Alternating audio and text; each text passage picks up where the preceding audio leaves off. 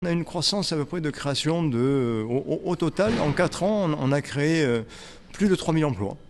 Il y a eu à peu près 200 scopes qui ont été créés, donc ça évolue en permanence. Il s'avère qu'on a 140 ans, on pourrait dire que c'est un vieux modèle, mais en fait il est plus d'actualité que jamais.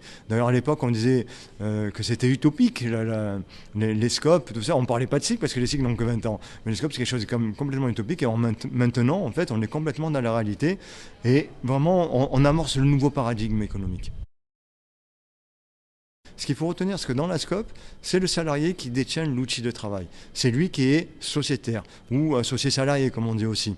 Et c'est par rapport à ça où il a aussi sa casquette de citoyen. On parle d'éco-citoyenneté économique parce qu'il va voter son dirigeant, il va voter ses stratégies, il est ensemble, on est tous ensemble pour justement avancer. Nous sommes toutes des entreprises commerciales, on a une lucrativité, on parle toujours de lucrativité limitée, c'est-à-dire qu'on ne donne pas aux actionnaires parce qu'on le partage justement au sein des salariés.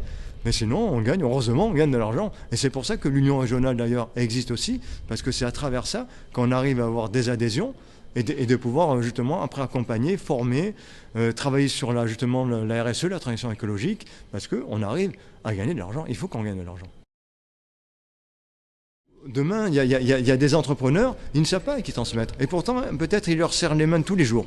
Parce que ce sont leurs salariés qui ont un savoir-faire, un savoir-être, et qui sont justement en face d'eux. Et là, c'est important la transmission. Nous, on y travaille. Des entreprises artisanales qui sont devenues en scope, mais c'est superbe. Moi, j'adore quand je vais les rencontrer, parce qu'en plus, ils avaient leur savoir-faire du travail manuel qu'ils ont pu transmettre à leurs salariés, qui eux, maintenant, sont les dirigeants de leur propre entreprise. C'est ça, c'est la solution à la transmission. Ah, complètement.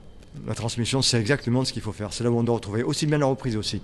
Et là maintenant, en plus avec la région, il y a un nouvel outil qui vient d'être voté depuis fin octobre, qui s'appelle 1 euro pour 1 euro, c'est ce qu'on a simplifié, où les nouveaux salariés qui vont reprendre leur société, ce qu'ils vont mettre au capital sera bondé par le même montant par la région.